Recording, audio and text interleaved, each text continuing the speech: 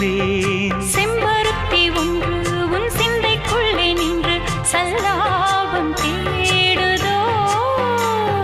சங்கமங்கள் கண்டு உன் அங்கங்களில் இன்று செந்தேனும் ஓடுதோ. இன்பங்கள் என்னென்று சொல்ல வார்த்தை இல்லையே. இன்றைக்கும் என்றைக்கும் இனி பிரிவில்லையே. சொல்லவா சொல்லவா ஒரு காதல் கதை, சொந்தம் நீ அல்லவா உயிர் வாழும் வரை.